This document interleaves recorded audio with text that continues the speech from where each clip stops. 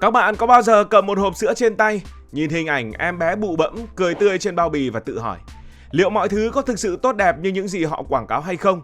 Hay đằng sau những chiến dịch tiếp thị hào nhoáng là một sự thật đen tối, nơi lợi nhuận được đặt lên trên sức khỏe của trẻ em? Đây là câu chuyện về những công ty sữa vô nhân đạo. Những công ty này đã đánh lừa người tiêu dùng như thế nào? Bởi thế hãy tỉnh táo khi mua sữa. Nếu bạn nghĩ rằng những tập đoàn lớn luôn đặt sức khỏe khách hàng lên hàng đầu, thì câu chuyện của Nestle sẽ khiến các bạn phải nhìn lại. Trong những năm 1970, Nestle đã gây ra một vụ bê bối kinh hoàng, không chỉ làm rung chuyển ngành công nghiệp thực phẩm mà còn để lại những vết nhơ không thể xóa nhòa. Hàng ngàn trẻ em ở những nước thế giới thứ ba, những nước khó khăn, những nước nghèo đã phải trả giá bằng chính cuộc đời của mình chỉ vì một mục tiêu duy nhất của Nestle, đó là tối đa hóa lợi nhuận. Hãy ngược thời gian về thập niên 70, lúc này các nước phát triển như Mỹ hay châu Âu đã bão hòa với những sản phẩm sữa công thức. Các bà mẹ ở đây đã có đủ thông tin và điều kiện lựa chọn giữa sữa mẹ và sữa bột. Nhưng ở những nước nghèo tại châu Phi, tại châu Á hay là tại khu vực Caribe, mọi thứ hoàn toàn khác. Đây là những nơi mà người dân sống trong nghèo đói cùng cực. Nhiều gia đình không có nước sạch, điện, thậm chí là một mái nhà tử tế. Giáo dục và y tế thì tồn tại ở một cách tối thiểu và các bà mẹ thường dựa vào bản năng hoặc lời khuyên để mà nuôi con của mình. Nestle nhìn thấy ở đây một cơ hội vàng. Hàng triệu bà mẹ trẻ, những người khát khao mang lại điều tốt nhất cho con mình nhưng lại thiếu thông tin và dễ bị tác động. Vấn đề là ở những nơi này, nuôi con bằng sữa mẹ không chỉ là cách tự nhiên mà còn là cách duy nhất khả thi. Sữa mẹ miễn phí, an toàn và chứa mọi dưỡng chất cần thiết cho trẻ. Làm sao để thuyết phục các bà mẹ từ bỏ điều đó và chi tiền cho sữa công thức đắt đỏ? Câu trả lời của Nestle là một chiến dịch tiếp thị được thiết kế để thao túng tâm lý, đánh vào lòng tin và khai thác sự dễ tổn thương của những người nghèo nhất. Nestle không bán sữa, họ bán cả một giấc mơ. Trong các quảng cáo tràn ngập trên TV, radio và áp phích tại các khu chợ, hình ảnh những em bé bụ bẫm, khỏe mạnh luôn đi kèm với bình sữa bột. Thông điệp của họ rất rõ ràng: muốn con bạn thông minh, thành công và có một tương lai tươi sáng như những đứa trẻ phương Tây thì là gì? Hãy cho bé uống sữa công thức của Nestle. Họ đánh vào tâm lý Tây hóa, một khát khao mãnh liệt của nhiều phụ nữ nghèo, những người tin rằng việc sử dụng sản phẩm phương Tây sẽ nâng cao vị thế của họ. Ở các khu ổ chuột, nơi một hộp sữa bột sáng bóng là biểu tượng của sự hiện đại, Nestle đã khiến các bà mẹ cảm thấy mình không đủ tốt nếu không mua sản phẩm của họ. Nhưng quảng cáo chỉ là bề nổi, Nestle còn đi xa hơn với những chiến thuật trực tiếp và tàn nhẫn hơn. Họ thuê những cô gái trẻ, thường chỉ mới 20 tuổi, mặc trang phục y tá trắng tinh, đi gõ cửa từng nhà ở các khu dân cư nghèo. Những y tá này không phải là nhân viên y tế thật, nhưng họ được huấn luyện để nói những câu ví dụ như: sữa mẹ tốt nhưng chưa đủ, các bạn cần các vi chất đặc biệt mà chỉ sữa công thức mới có. Hoặc nếu bạn không cho bé uống sữa bột, bé có thể chậm phát triển, yếu ớt hoặc tệ hơn. Một bà mẹ trẻ sẽ cảm thấy thế nào? Lo lắng, sợ hãi và cả xấu hổ. Nhiều người thậm chí không biết đọc nên họ tin tưởng tuyệt đối vào những y tá này.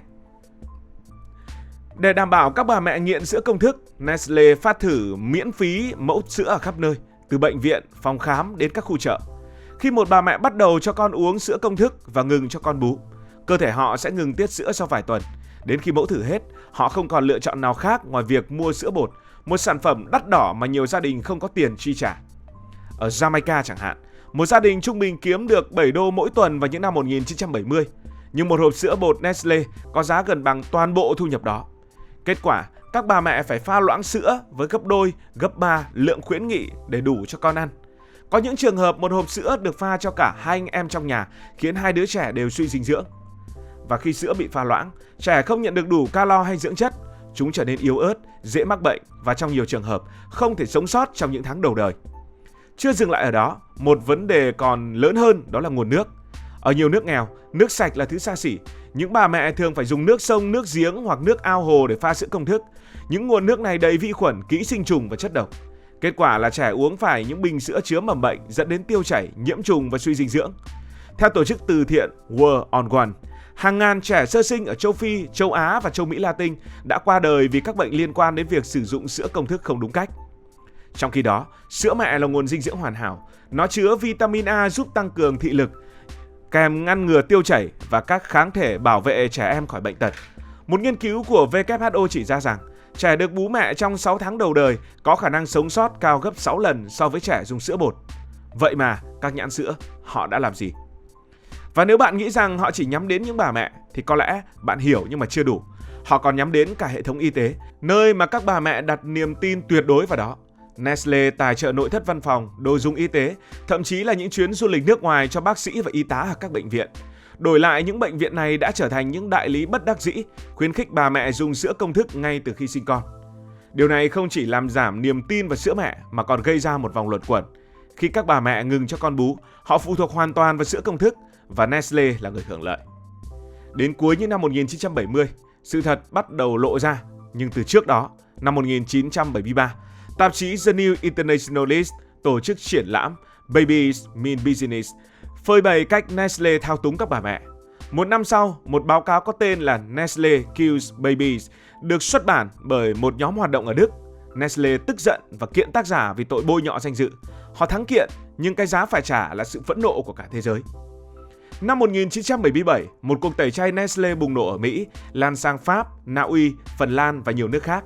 Các bà mẹ, các nhà hoạt động và cả người tiêu dùng bình thường từ chối mua bất kỳ sản phẩm nào của Nestle, từ sữa bột đến cà phê và sô-cô-la. Năm 1978, Thượng nghị sĩ Mỹ Edward Kennedy tổ chức các phiên điều trần tại Thượng viện, mời đại diện của Tổ chức Y tế Thế giới UNICEF và mạng lưới hành động thực phẩm trẻ em quốc tế để vạch trần hành vi của Nestle. Các phiên điều trần này được phát sóng rộng rãi, khiến công chúng càng thêm phần phẫn nộ. Đến năm 1981, áp lực quốc tế buộc Tổ chức Y tế Thế giới ban hành Bộ Quy tắc Quốc tế về quảng cáo sản phẩm thay thế sữa mẹ. Bộ quy tắc này cấm các công ty quảng bá sữa công thức tại bệnh viện hoặc cửa hàng, phát mẫu thử miễn phí, tặng quà hoặc hối lộ nhân viên y tế, cung cấp thông tin và gây hiểu lầm về lợi ích của sữa bột. Bê bối của Nestle không chỉ là một sự việc kinh doanh đơn thuần, nó là một thảm kịch nhân đạo. Hàng ngàn trẻ em đã mất đi cơ hội sống sót, hàng triệu bà mẹ bị thao túng tâm lý và niềm tin vào các tập đoàn lớn bị lung lay.